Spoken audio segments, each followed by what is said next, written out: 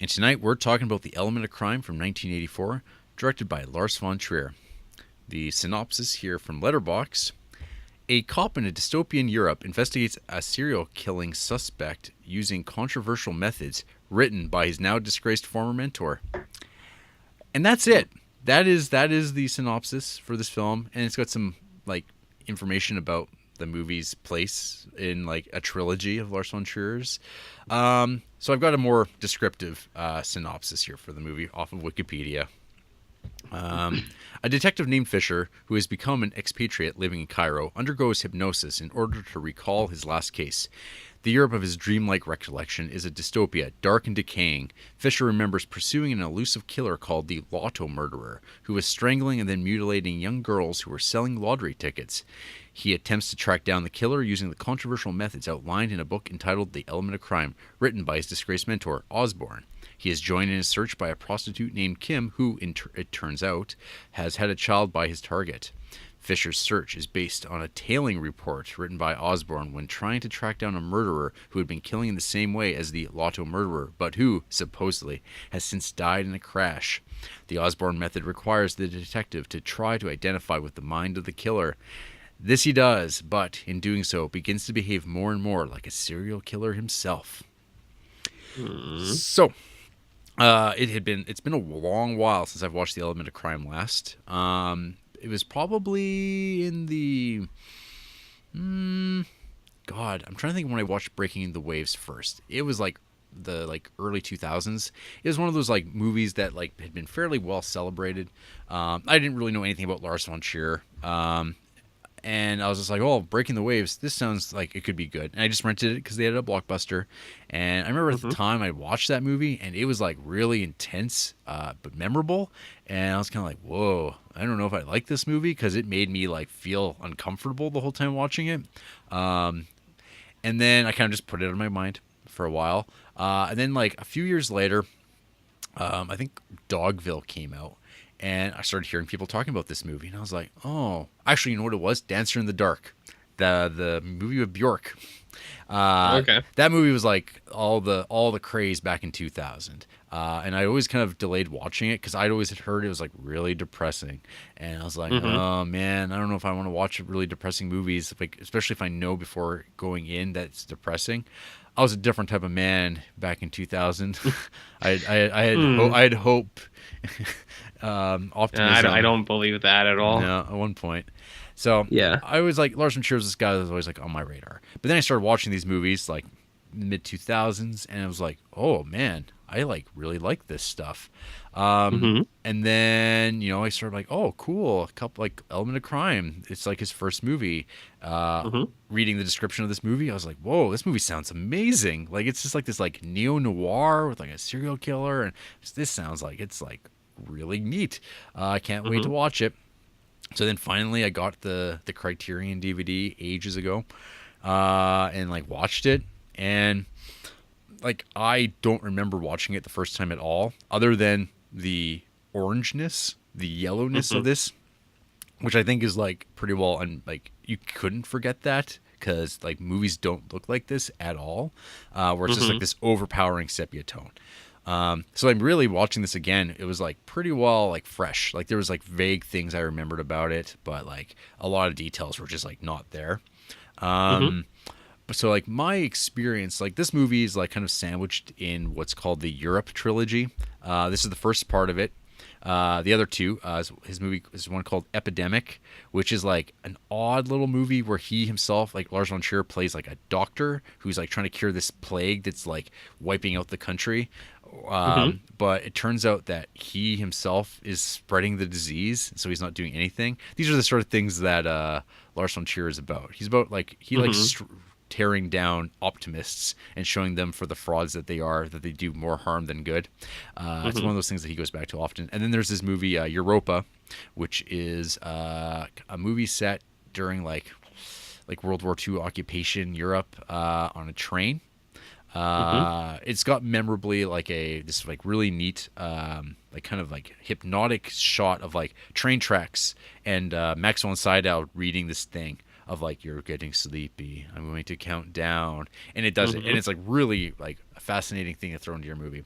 One of the things that pops up a lot in like Lars von Trier's early stuff is hypnosis, which is exactly how this movie starts. So watching this movie again for the first time, I was reminded that I'm like, oh, right, I don't really like these Europe movies like much at all. Like, I just like, I don't know. This movie, I kept thinking like, in my mind, it reminds me of like a Christopher Nolan movie. Like, this is like sort of the idea of a Christopher Nolan movie. And I was thinking about how Christopher Nolan would make this movie, and like how I would know what's going on. It would be very clear and concise. It would probably have some sort of gimmickry to it in some ways, like a Christopher Nolan movie does. But at the same time, I would be like invested in the story, like in a real meaningful way, rather than kind of like being kept at this like arm's length distance of like admiring the formalism and like the cinematography. But like, there's like, for me, there's like nothing to really draw me into caring about anything that goes on in this story.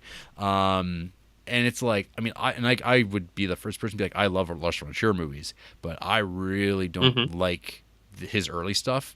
And it's not like because like they're like bad movies or anything like that. I just like don't find the stories that interesting. For me, his career doesn't really get started till The Kingdom and then Breaking the Waves, and then from that point forward, he's like figured stuff out. Then there's like the Dogma 95 kind of movement that was happening in Danish film.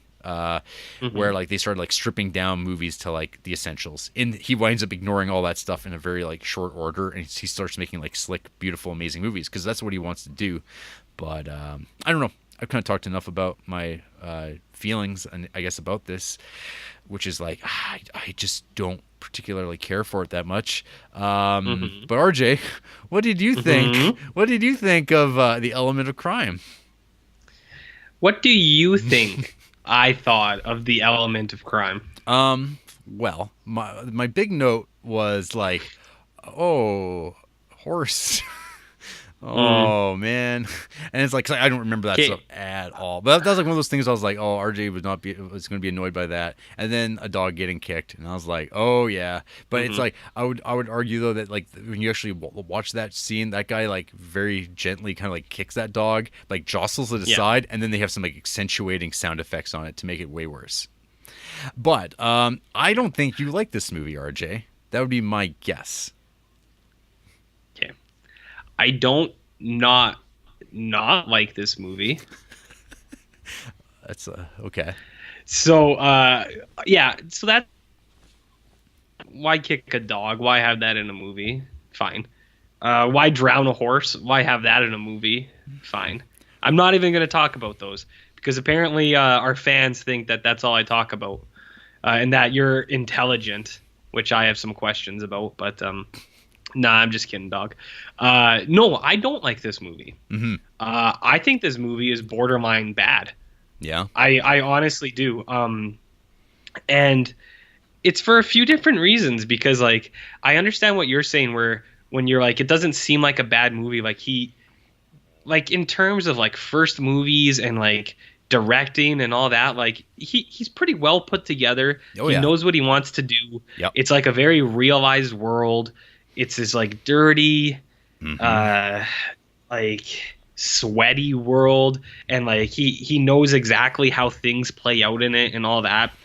But I don't think any of it is good. And it's not that I don't like the story, for one. I don't like his style too. I just don't think any of it is really interesting. I don't think it's pretentious. Like, I think that would be an easy way to say that you don't like it. I actually don't think it's pretentious. I just think that I think it's a total miss. I don't really know why either, because like I don't have a ton of notes on it.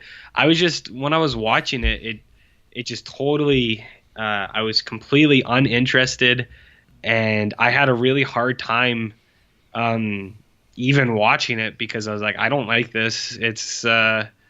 I don't think there's anything here that's even that's grabbing me at all. Mm-hmm. So I think that this post-apocalypse world is only because people are lazy, and that's the only reason why the world fell apart. Because there's a scene where a guy is sleep.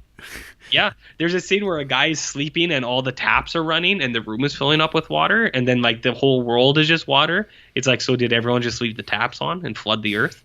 Because that's a possible thing, right? Yeah. This movie has one of my most absolute hated things in television or cinema: telephone rings. I can't stand telephones ringing in movies that don't get answered. Oh. And it's not like an OCD thing. It's just really fucking annoying because it's always super, super loud, and it's always meant to like jostle you a little bit, right? Like, because you're like listening to people talk, and then it's like three times as loud as the people, like ring, ring, and it goes on for fucking ever. It's like, I get it. The phone is ringing. You don't have to do that. I hate that. I hate it, Jarrett. It happens twice in this movie. It happens twice. And so I think where you were going with that. I'm like, what do you hate so much? Because it hasn't come up yet. So this is the Criterion phone ring. I think I actually have it written down somewhere else. There was one other movie, but I don't think I talked about it. I hate that. And so like as a whole, I knew I was in trouble when the movie started, when there was like that donkey dust bathing. Yeah. And then in quotations, it said man chanting in Arabic. I was like, oh no. Oh God. Yeah. Fair enough. So I think this movie, though, I think it's a lot like he really likes Insomnia, and he really likes Brazil, and he really likes Alphaville, and he really likes movies like that. This movie This predates Insomnia. Oh yeah. This is okay. What about Brazil? Came out probably a year before. This movie came out a year before Brazil. Yes. This movie is but you know what? That's like actually like I thought about that because I think it's like the pneumatic tubes in particular. But yeah, this movie has like a Brazil vibe to it for sure. Yeah. Okay. I guess I'll eat crow on that one.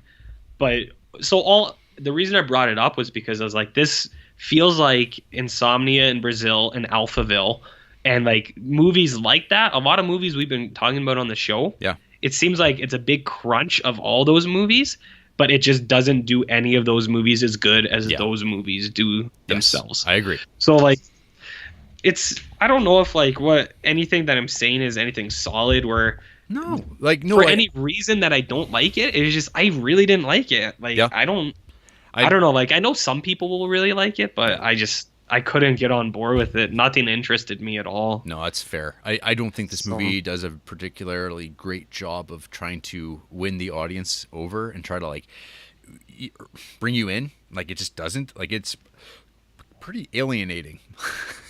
Because like you also have throughout it. I mean, you have the hypnotist, the guy back in Cairo, and he's like he's doing English, but it's like English as a second language, thick accent, and it's kind of like, what is he saying? And it's kind of easy to slip in and out of like being able to catch what he's actually saying. So like clarity is just gone, but it gives like a vibe to it. And I mean, this movie is like all atmosphere, and it's like oppressive atmosphere. I mean, okay, so for things that I appreciate about this movie, because like I'm like not that far off from you. Like I don't like this movie either, and it's like because I know how much better his stuff gets, and like his next two movies are like not that far off from this. I just don't like them. They're just like not memorable. They're like story wise, they're not interesting to me. But like this movie looks pretty crazy.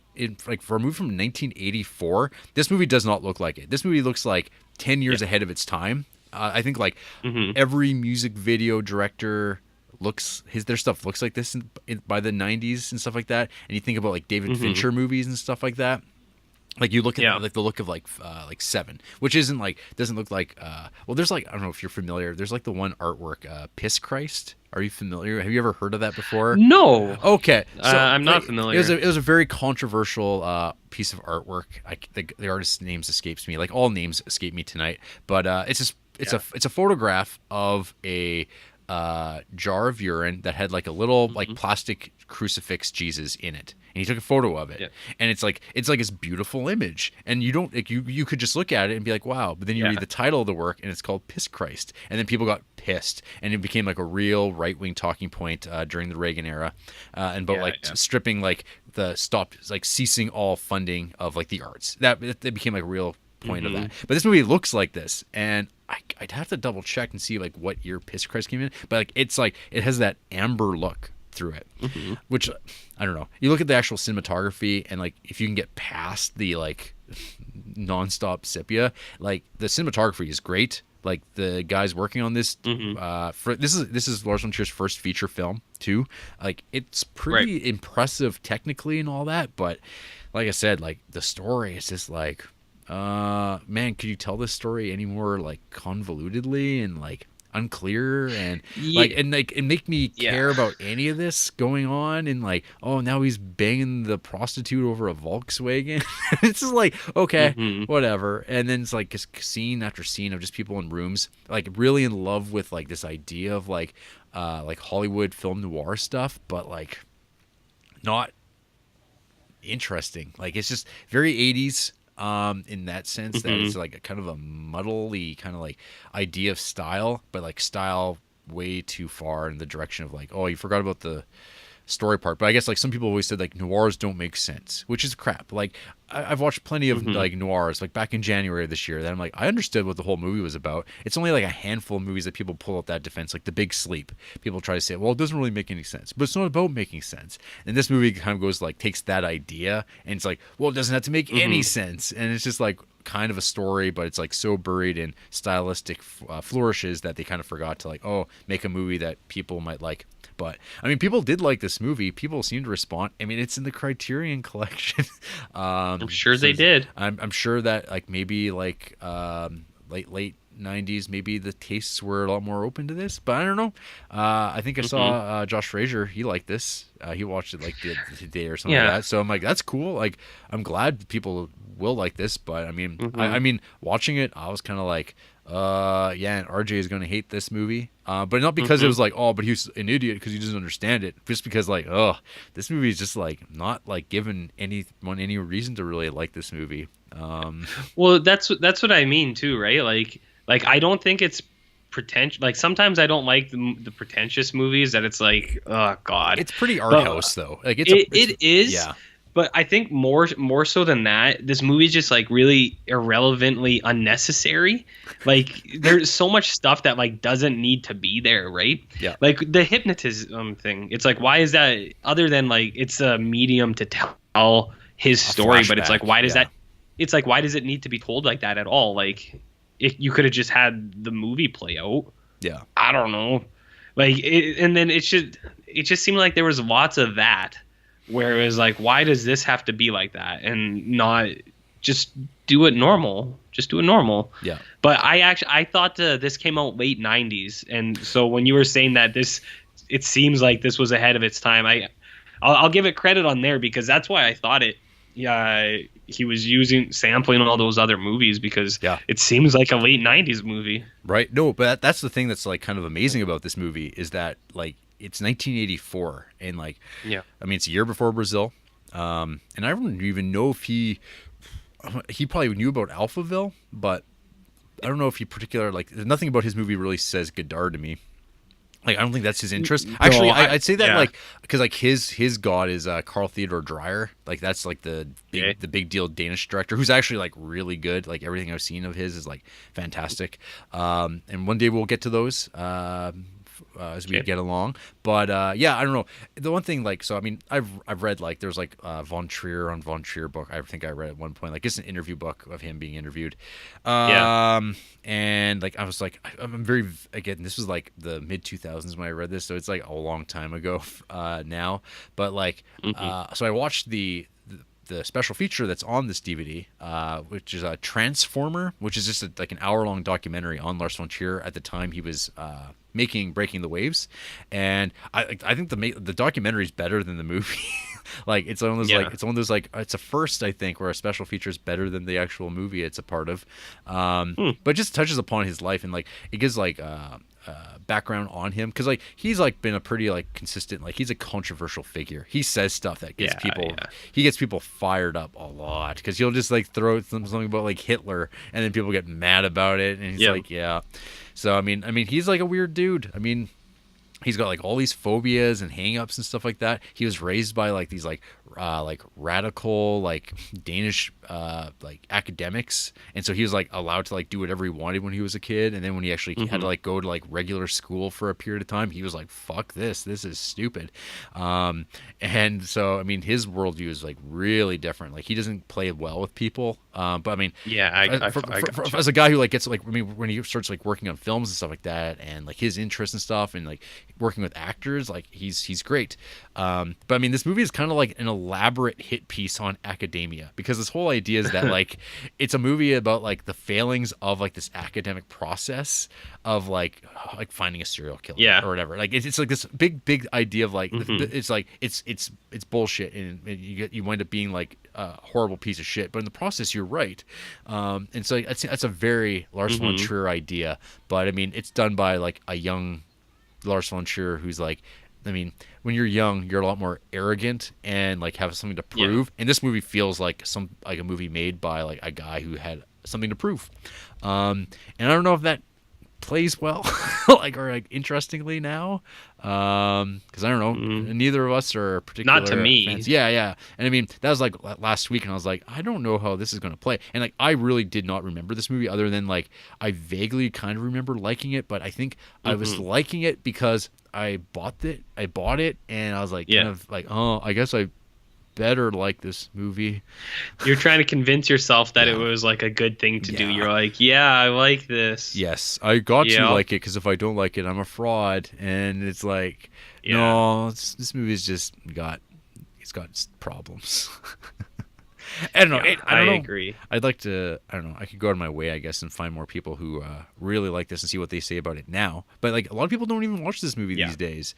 I'm just trying to figure out actually how old Lars von Trier was when he made this. Cause, what year was he born? Oh my goodness, 56.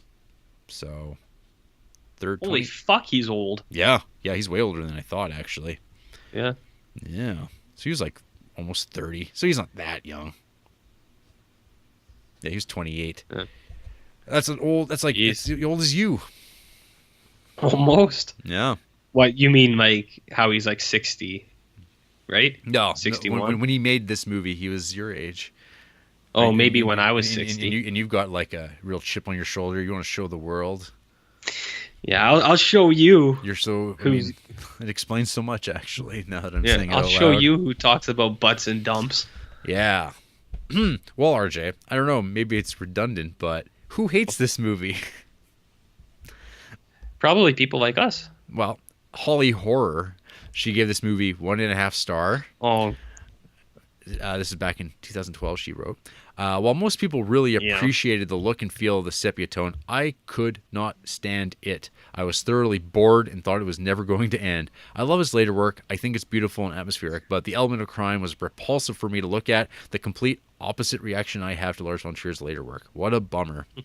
So yeah, I mean, I give that. Like I think the look of the movie is like striking. It's like the most memorable thing about it. I mean, it didn't repulse me. It didn't turn me off. But I mean, all the other problems are exactly it. It's just like, man, this movie is like, it's really going, isn't it?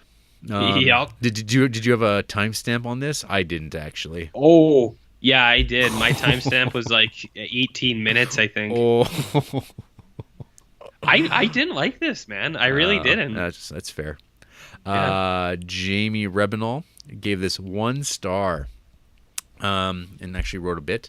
I have a very tumultuous relationship with the films of Lars von Trier, as there are times where I notice he makes a masterful film that I fall in love with, Breaking the Waves being my favorite from his own body work, and at other times I simply cannot care less. Manderley, Manderley's okay.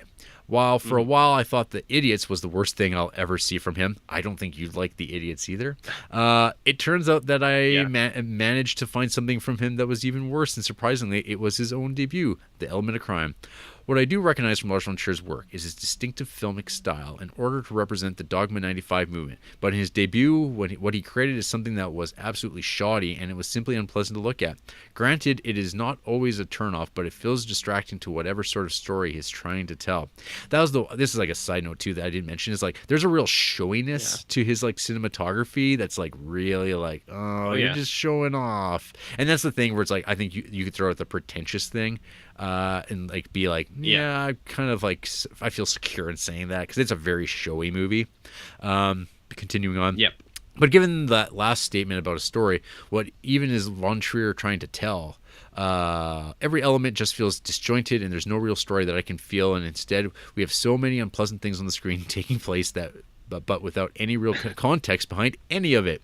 I've been repulsed at films like Cannibal Holocaust for that matter, but at least this one doesn't contradict what it's going for because there's nothing really to tell in the first place. Honestly, if it weren't for Breaking the Waves, and this is all that I had saw from Lars von Trier, I would be putting off every other film from him overall. I already thought The Idiots was his worst, but it was not until I saw this I've seen something so full of itself. It is truly an ugly final result. So, I don't know. I hope this movie doesn't put you off watching other Lars von Trier stuff. We'll be watching them regardless. But I mean, like, I genuinely, I think, like, you definitely should watch The Kingdom. That stuff is gold. I can't even tell you why. Why you'd enjoy it. It's just like it's funny and zany and dark and strange. It's like in his little television series that he did that he never finishes. Is that the one about abortion? No. Okay. It actually, this did put me off, but I will watch. Yeah, I swear, because this is not a good representation of his work, or of his early work. I guess it is, but he gets it way better. Even though I'm not a big fan of his last thing, Nymphomaniac, but I'll watch anything he does. Yeah. And there's that Antichrist. Yeah, there's that. I'll watch. Well, we have to watch that one day, right? Well, there's a bunch of Lars now. I mean, I guess Breaking the Waves and Antichrist. I can't remember if there's anything else off the top of my head. But anyway, I don't know. One day. Any final thoughts on this movie? We'll get there. Nope, I did not like it. Yep. Fair Stinks. enough. Fair enough. How is it like Night Porter? I think this is worse than the Night Porter, man. Really? Maybe. Yeah. I don't know. Night Porter was pretty bad. These are all these. I'm gonna chunk these all together. My bottom 5 are all just like a big chunk of movies I don't like. So, I don't know. Yeah, I didn't like it. Okay. Nope. That's fine. I'm not going to argue. I'd rather watch Alien Factor. Yeah. I will argue with Salo, but I won't argue this. Okay. Fair. After the break, I don't know. I guess we'll like Orange kill a child to prove the case. That's kind of fucked up. See, do you remember this movie? Not really. There you go. I watched it not even a night ago, and I don't even really remember that much. Says it all.